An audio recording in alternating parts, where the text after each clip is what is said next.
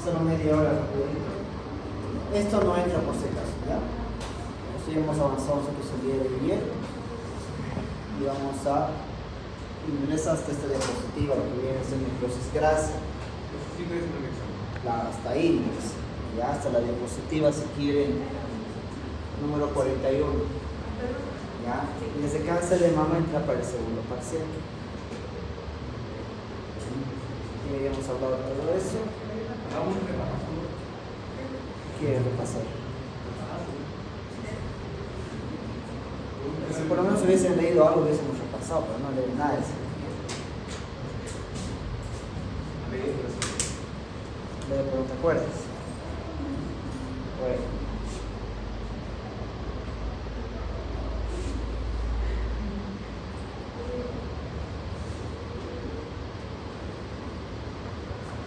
Nos vamos entonces directamente a lo que viene a ser tratamiento del cáncer de mama. Ayer ya vimos las diversas formas como se pueden presentar, la forma clínica y todo eso, ¿no? Nos faltaba y nos quedamos en esa diapositiva de lo que viene a ser tratamiento del cáncer de mama. Y terminamos todo lo que es cáncer de mama y la siguiente semana ya vamos a entrar a lo que viene a ser patologías orgánicas. Ya, todo esto ya es para segundo parcial directamente.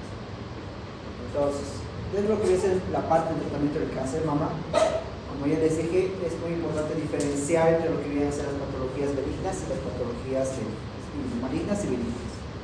Por eso el diagnóstico va a ser muy importante para que nosotros podamos después realizar el tratamiento más oportuno y más adecuado. Y el tratamiento en el proceso neoplásico debemos hacer que sea siempre un tratamiento definitivo. Ya con el fin de que no tengamos recidivas, de que no tengamos un problema más adelante de una metástasis que no hemos podido determinar. Por eso el tratamiento debemos siempre realizarlo de una manera definitiva, tratar de realizarlo, aunque en la parte de cáncer es muy complicado. ¿Ya? Las biopsias hemos visto que dentro de lo que vienen a ser los estudios preoperatorios y para determinar lo que viene a ser un proceso neoplásico o proceso benigno va a ser muy importante. Ya las biopsias con aguja fina, como también con lo que viene a ser con aguja gruesa, y siempre deben estar estas corroboradas o ayudadas con las pruebas también de imagen. Entonces tenemos la clínica, lo que viene a ser la parte imagenológica y la parte histopatológica para determinar y llegar al diagnóstico definitivo de lo que viene a ser el cáncer de mama o si no una patología benigna. Las biopsias se pueden hacer, como dijimos ayer, abiertas o cerradas. Las cerradas es solamente con una aguja. Mientras que las abiertas se realizan sobre todo en lesiones que podemos sospechar que puede ser un proceso neoplásico. Y ayer hablamos de lo que viene a ser la biopsia por congelación, ¿no? En la cual, cuando yo hago una biopsia abierta, por ejemplo, es cuando tengo una paciente que tiene una masa tumoral, pongan a ser unos 3-4 centímetros, con una ecografía o con estudios de imagen que sean determinados, en los cuales yo puedo realizar, ¿no?, una cirugía y puedo tomar una muestra y mandar directamente lo que viene a ser a la plataforma. Entonces, biopsia por congelación. Entonces, estoy haciendo una biopsia quirúrgica abierta asociado a lo que viene a ser, ¿no?, una biopsia por congelación. En ese momento el patólogo me puede informar y me puede decir si es que esa masa que he sacado o esa muestra que he llegado a sacar viene a ser benigna o viene a ser maligna. ¿Esto para qué me sirve? Si es benigna, puede ser solamente tumorectomía, nada más. Pero si resulta que viene a ser células malignas, lo que voy a realizar posteriormente es ganglio centinela. Ya, vamos a ver cómo se realiza el ganglio centinela. Eso para ver si hay afectación o no ya de ganglios, ¿no? Como hemos visto también los 3 niveles ganglionales. Por eso es importante determinar el diagnóstico precozmente y determinar incluso intraoperatoriamente para saber qué más vamos a realizar. Entonces, la biopsia va a ser muy importante. Vamos a poder saber cuál es el tipo histológico, por eso es importante saber si estamos frente a un cáncer de mama, determinar si es posible el grado que existe y a la vez cómo se encuentran también los marcadores moleculares que hemos estado revisando el día de hoy, ¿no? Va a ser muy importante y si existe también invasión, ¿no?, linfovascular, principalmente hacia la región axilar, y ahí vemos lo que vienen a ser los ganglios centinela. Cuando un cáncer de mama ya es avanzado, efectivamente vamos a llegar a tener problemas de metástasis. ¿Cuáles son los lugares más frecuentes que ocasionan metástasis en cáncer de mama? El hígado, la parte pulmonar y la parte ósea, en ese orden de frecuencia, ¿ya? Por vía hematógena, tanto la parte del hígado, por contigüidad, lo que viene a ser la parte pulmonar, y la parte ósea de igual manera por vía hematógena, ¿no? Entonces estos tres van a ser los lugares en los cuales vamos a llegar a tener mayor riesgo de metástasis. Vamos a buscar siempre en esos tres órganos. Cuando existe una ausencia de metástasis que nosotros podemos determinar, ¿no?, con los estudios que vamos a realizar, principalmente el PET scan, que nos ayuda mucho a nosotros para determinar metástasis en la parte ósea, entonces nosotros podemos ver y determinar que quizás el proceso tumoral se encuentra solamente en estadios iniciales, porque ya el hecho que exista metástasis o compromisos ganglionales ya viene a ser un proceso neoplásico ya mucho más avanzado. Por eso es importante que al momento de extirpar lo que viene a ser el tumor, debemos valorar lo que vienen a ser los ganglios que se encuentran en la parte de la mama, ¿no? Las tres cadenas o los tres niveles que hemos llevado a hablar: nivel 1, nivel 2 y nivel 3, ¿no?, en relación con lo que viene a ser el músculo pectoral, ¿no? Entonces es importante llegar a valorar los tres niveles de cadenas ganglionales. ¿Y de qué va a depender mucho la técnica que vamos a realizar? Porque dentro del tratamiento del cáncer de mama en la parte quirúrgica podemos realizar lo que viene a ser una tumorectomía, solamente sacamos el tumor, nada más. Podemos realizar cuadrantectomías, podemos realizar mastectomías totales y mastectomías radicales, que se puede asociar de igual manera a segmento ganglionar. ¿Y cómo voy a determinar? Mucho va a depender de lo que viene a ser, ¿no?, el tipo de paciente que tengamos, la clínica que llegue a tener y el estudio histopatológico. Hemos visto que existen estirpes histológicos que pueden ser más agresivos que otros, ¿no? Entonces para nosotros va a ser muy importante estas tres características para determinar qué tipo de cirugía vamos a llegar a realizar. Entonces vamos a evaluar siempre la edad. No es lo mismo un cáncer de mama de una persona joven, pongamos de unos 40 años, que una persona de 70 años, ¿ya? ¿Por qué no va a llegar a ser lo mismo? Porque la persona que es joven, efectivamente voy a hacer quizás algo más estético, ¿no? No voy a hacer, digamos, una estéresis tal vez completa. Si yo hago una mastectomía total en una paciente de 70 años, no hay ningún problema, ¿no? Solo va a quedar con una mama nada más. Pero a ver, háganle eso a una persona de 40 o 50 años, estéticamente no se llega a ver muy bien. Entonces, tengo que hacer una cirugía en la cual se puede dejar cierta cantidad de piel para más adelante pueda utilizar una prótesis, ¿ya? Entonces debemos valorar lo que viene a ser la edad. Los antecedentes van a ser muy importantes, ¿no?, principalmente en primer grado y sobre todo en relación a lo que viene a ser, que hablamos ayer, que es el gen del BRCA, ¿no?, tanto el 1 como el del BRCA2. ¿Por qué? Porque todo paciente que es diagnosticada de este gen sí o sí debe recibir, ¿no?, una mastectomía bilateral. Así solamente tenga un cáncer de mama en el lado derecho, estos pacientes sí o sí deben realizar una mastectomía bilateral porque el riesgo es muy alto de que puedan tener después en el otro lado, ¿ya? Entonces el gen BRCA1 y el BRCA2 van a ser muy importantes. Diagnosticamos y hacemos mastectomía bilateral, ¿ya? Es muy importante saber también la parte de la menopausia y el estado de salud de manera general del paciente, ¿no? Tenemos una paciente desnutrida, por ejemplo, no va a tolerar quizás hacerle una, digamos, mastectomía radical, ¿no? Entonces tenemos que ir valorando siempre todo lo que es el estado del paciente, la edad, el tipo de tumor, el tamaño del tumor. Son características muy importantes para nosotros para realizar la política. Entonces, dentro de la parte de la elección del tratamiento quirúrgico, podemos realizar mastectomías totales, radicales, como también podemos llegar a ser más conservadoras. Cuando hacemos conservadoras, decimos solamente el estéresis del tumor, hacer una tumorectomía o hacer solamente una cuadrantectomía, nada más, ¿ya? Eso de que va a depender mucho, hay que hablar muy bien con el paciente.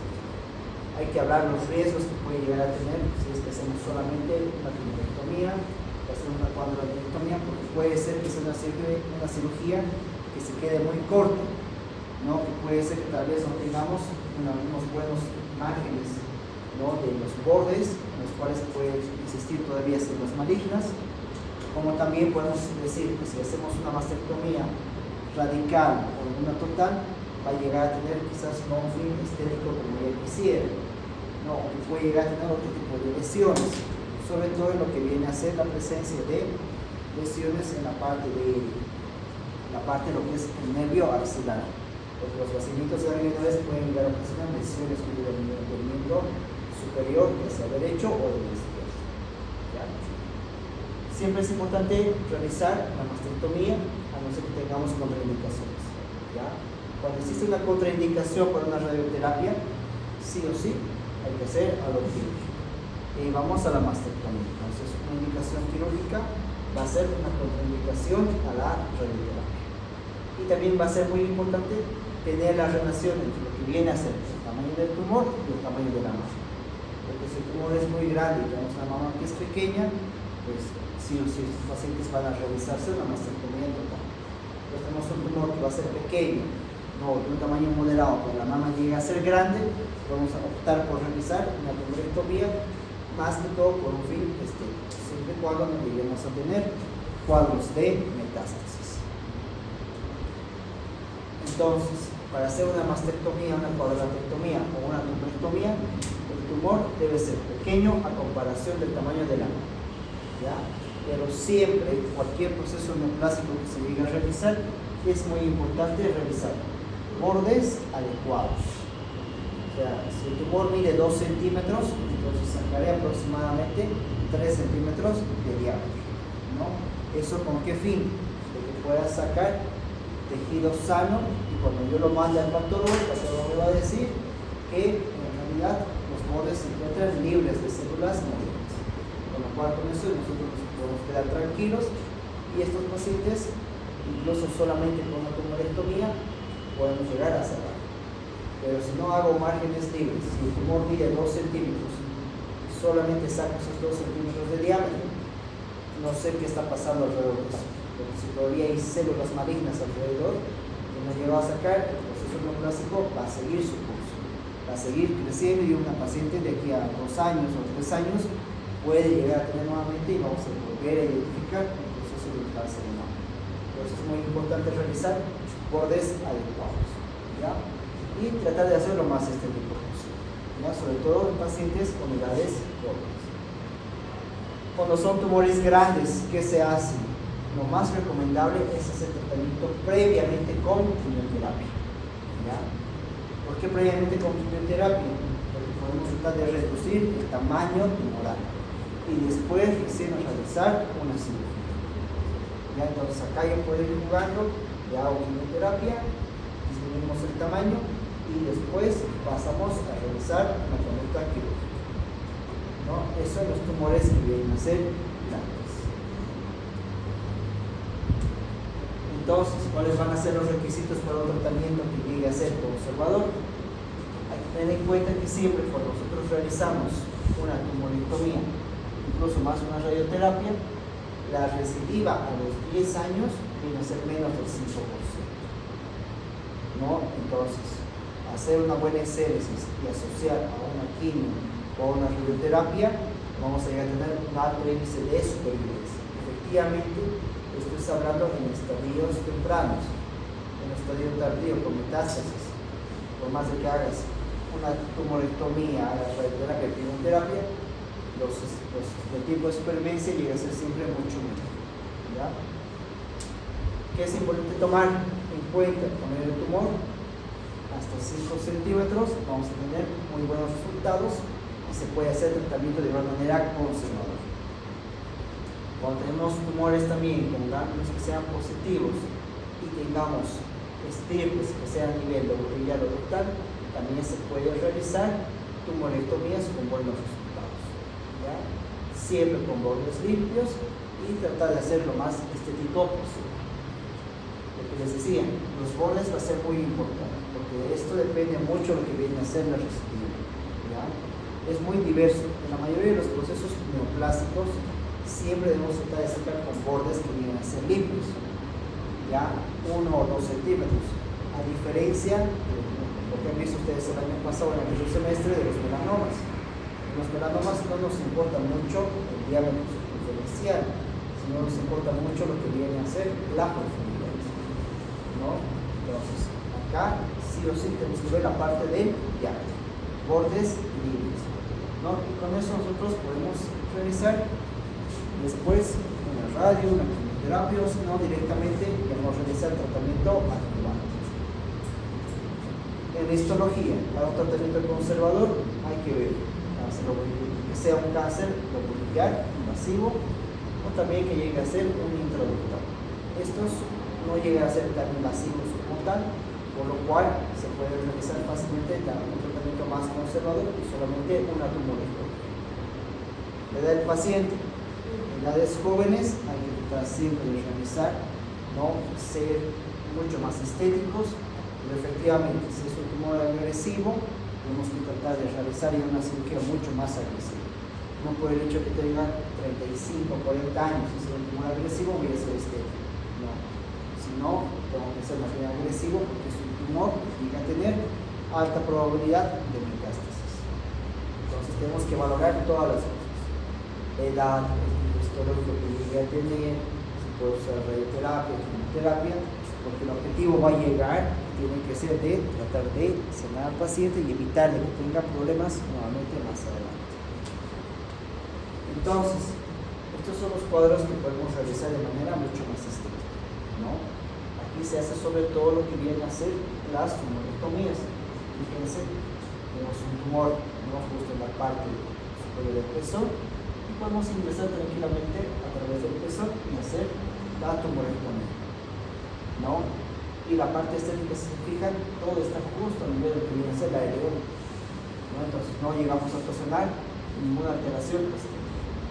Cuando son tumores mucho más grandes, como es en este caso, tenemos que realizar bordes libres, podemos realizar una buena resección del tumor y siempre tratar de conservar lo que viene a ser la anatomía de la mama, ¿no? Entonces aquí son todo tipo de ejemplos en los cuales nosotros podemos realizar diversos procedimientos, pero con un fin mucho más estético. Esto viene a ser entonces lo que son las tumorectomías, ¿ya? Luego también podemos hacer cirugías que van a ser más agresivas. Y acá ya podemos saber lo que vienen a ser las mastectomías, ¿no? Siempre o conservamos la areola o también no podemos conservar, ¿ya? Las incisiones van a llegar a variar. Podemos hacer alrededor de lo que viene a ser la areola, como también podemos hacer por debajo de lo que viene a ser la mama, ¿ya? Y de acuerdo a lo que viene a ser, nosotros podemos sacar solamente la mama con conservación del pezón, como también podemos realizar una exéresis total. Si se fijan muy bien, no estamos tocando nada de la areola ni del pezón, solamente con una incisión bastante baja podemos hacer una mastectomía total, ¿ya? Esto de que depende mucho de la infiltración, lo que viene a ser cuadros ya más adyacentes, como también va a depender mucho de la edad del paciente, pero siempre en la mayoría tratan de hacer de manera más estética. Y después tenemos lo que viene a ser, ¿no?, las quimiotomías pequeñas, fíjense, con pequeñas incisiones que se puede llegar a realizar, podemos identificar y sacar los pequeños procesos tumorales, ¿no? Estos llegan a ser cirugías más conservadoras y mucho más estéticas, efectivamente con tumores pequeños. Y algo que sí o sí debemos realizar viene a ser lo que es el ganglio centinela. Si nosotros hacemos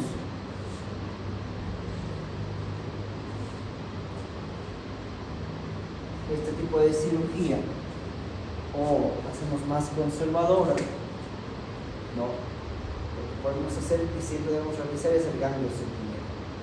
Infiltrar, ya sea azul de metileno, que tenemos en nuestro medio, o existen también sustancias en las cuales se puede llegar a determinar. Y ustedes se infiltran sobre el proceso tumoral y nos vamos después a examinar lo que viene a ser la región axilar, ¿ya? En este caso, por ejemplo, es infiltración con azul de metileno. Aquí está el tumor infiltro de metileno y me voy a la región axilar. Y veo si algún ganglio se ha llegado a pintar de esto. Si ningún ganglio se pinta, si todos están de este color medio verduzcos, ¿ya? Entonces, quiere decir que no existe metástasis ganglionar. Pero si yo identifico y veo que se pintan 2 o 3, identifico cuál es el que ha llegado a captar la mayor cantidad de azul de metileno. ¿Qué me indica eso? Que ese es el ganglio, el primer ganglio que he empezado a recibir, que viene a ser, ¿no?, la infiltración. Por lo cual ese es el que debo sacar y debo realizar una biopsia, sí o sí, ¿no?, para ver si hay células malignas o no hay células malignas. Si hay células malignas, hay que realizar vaciamiento ganglionar. ¿Ya? Por eso es importante realizar ganglio sentinela. ¿Ya? Solamente se toma un ganglio nada más, el primero que se pinta o el que se pinta con mayor intensidad. De nosotros no hay necesidad.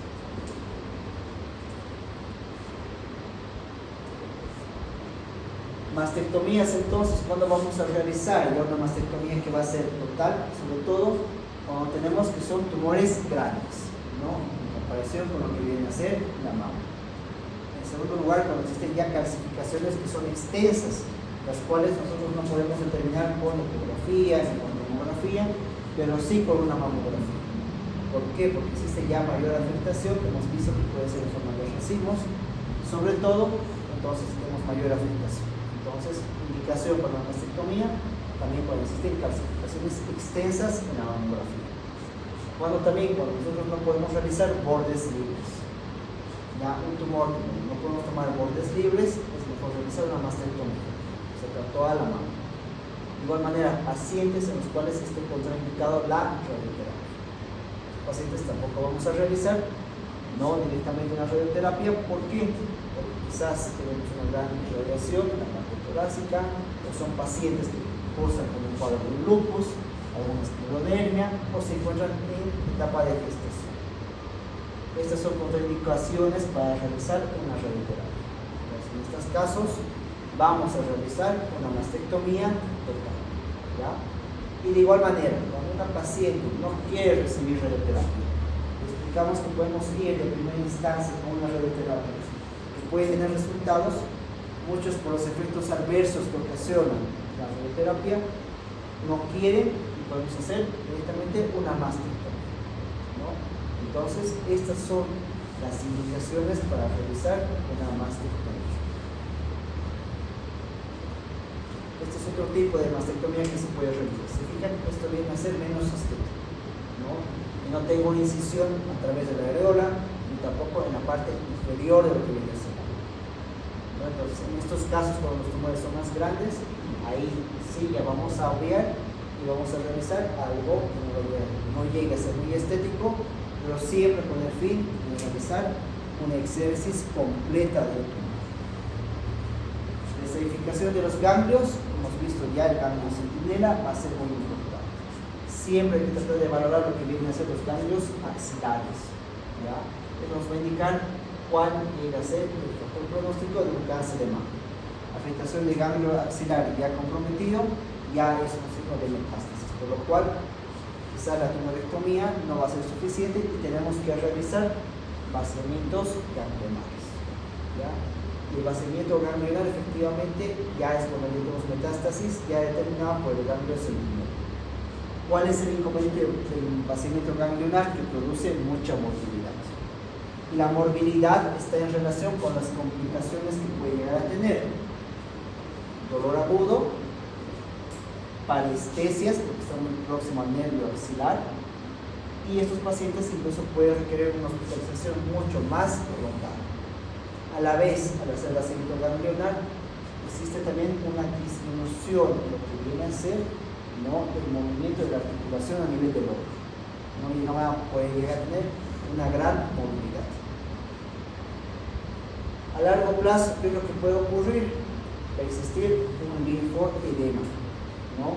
Va a haber un aumento de volumen del miembro del lugar que hemos llegado a sacar los ganglios. Si es del lado derecho, todo el miembro superior derecho va a llegar a tener un aumento de volumen, ¿no? Va a haber un infereso por el vaciamiento ganglionar. De igual manera, alteración en la parte de la sensibilidad, pacientes con dolores crónicos, una alteración en la parte de la movilidad del hombro, ¿no? ¿Por qué? Porque es un vaciamiento que debemos realizar de manera agresiva, con alto riesgo de lesión del arteria axilar, del nervio axilar, como también de las estructuras ligamentosas a ese nivel, ¿no? Entonces, por eso llega a tener un alto índice de morbilidad. Entonces, esto del ganglio centinela, lo que ya les he explicado, es muy importante realizarlo, ¿no? Y por eso tomar la conducta. ¿Qué nos indica el ganglio centinela? Que existe una metástasis, ¿ya? Y eso es lo que siempre hay que explicar al paciente antes de realizar una mastectomía, una tonsillectomía, y que vamos a realizar un ganglio centinela. Y si sale positivo, podemos realizar vaciamiento ganglionar. Y hay que explicarle todas las complicaciones que puede llegar a tener, no agudas, como también que lleguen a ser crónicas. Radioterapia, ¿cuándo lo vamos a realizar? Sobre todo cuando tenemos tumores que van a ser muy grandes y después optamos por la parte clínica. Con la radioterapia o quimioterapia podemos ayudar a que disminuyan los tamaños tumorales y después optamos por la parte clínica, ¿no? Y hemos visto en quiénes no se debe realizar: pacientes gestantes, pacientes que rechazan la radioterapia, pacientes que cursan con lupus, con algún tipo de esclerodermia o que ya han recibido una radiación previa, ¿ya? ¿Es complementario? Sí. Efectivamente, disminuimos la probabilidad de recidiva en la parte de la mama y mejora mucho el pronóstico.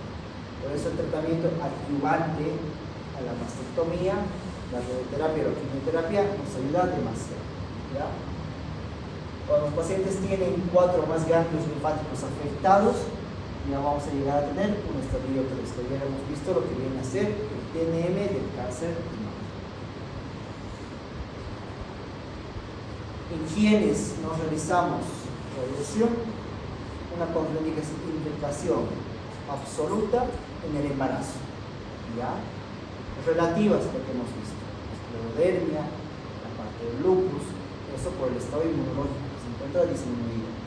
Pacientes que han recibido una radiación previa en la pared torácica, pacientes con enfermedad pulmonar grave, con una cardiopatía grave, incapacidad para mantenerse en decúbito, incapacidad para la movilización adecuada de lo que viene a ser el brazo afectado, o cuando existe mutación a nivel del gen B53, ¿ya?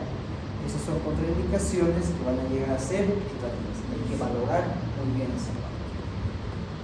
Y lo que viene a ser la parte de la quimioterapia, ¿no? Sobre todo cuando tenemos cuadros ya de metástasis, porque la metástasis es la causa principal de la muerte del cáncer de mama. Y lamentablemente los diagnósticos los realizamos en estadios tardíos. Por eso insistimos en la mamografía ya desde los 35 años y más aún si existen antecedentes en primer grado, ¿ya? El beneficio de la quimioterapia, también hoy en día se realiza el tratamiento hormonal, va a ser en prevenir, en curar y en retrasar las metástasis. Por eso es importante la quimio y también el tratamiento hormonal, porque nos ayuda mucho a retrasar las metástasis, ¿ya? Sobre todo en cuadros de tumores muy avanzados.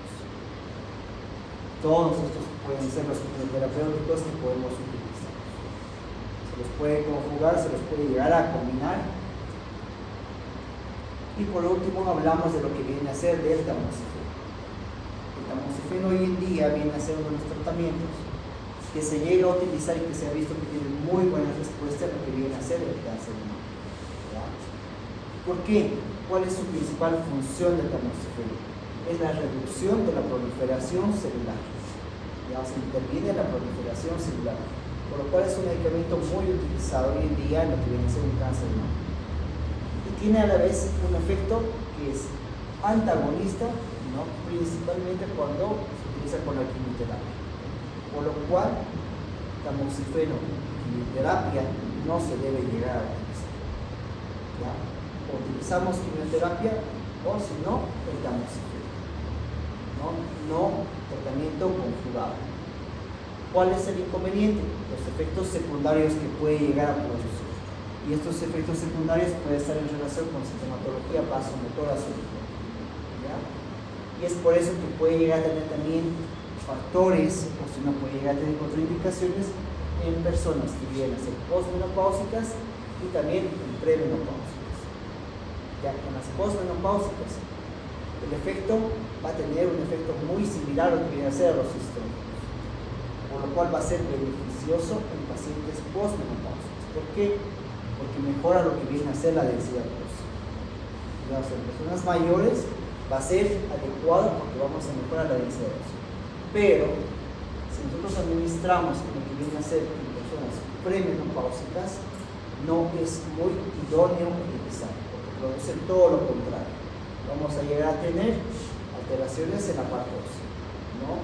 Mayor riesgo de osteoporosis, ¿no? Entonces, por eso es muy importante cuándo vamos a utilizar tamoxifen. Como hemos visto, con quimioterapia, no. En premenopáusicas, tampoco, ¿no? Entonces, indicación en las postmenopáusicas va a ser muy importante. Y otros efectos también que puede llegar a tener, que son graves, y por eso hay que tener mucho cuidado también al utilizar el tamoxifeno. No se utilizan también por situación en personas que ya tienen antecedentes de coagulación, sobre todo en la parte que son cardiópatas, es porque estos pueden llegar a producir una enfermedad tromboembólica, ¿ya? Y también alto riesgo de cáncer. O sea, tiene un lado bueno, pero a la vez tiene un lado malo, ¿no? Entonces, si vamos a utilizar, hay que hacerlo con mucho cuidado. No estamos desencadenando después un cáncer uterino. Para eso van a ser los controles muy importantes, ¿ya? Tampoco es que por el hecho que usemos tamoxifeno vamos a hacer a todas las pacientes histerectomías, ¿no? Entonces hay que hacer controles adecuados para que no lleguemos a tener un cáncer, ¿ya? Entonces, como siempre, como todo, no todo medicamento, ustedes saben, tiene un efecto beneficioso, pero también tiene sus efectos adversos. Entonces hay que ver riesgo-beneficio. Listo, chicos. Hasta ahí es todo lo que viene a ser la parte de cáncer de mama, ¿ya? Las diapositivas que les he mandado el día de ayer, por si acaso, está actualizado solamente hasta patologías benignas, ¿ya? Lo que van a ser el día de hoy, cáncer de mama, y lo que va a ser el día de ayer, está actualizado en el día de ayer y el día de hoy. O sea que eso recién se los voy a pasar ya la siguiente semana para que no se confundan.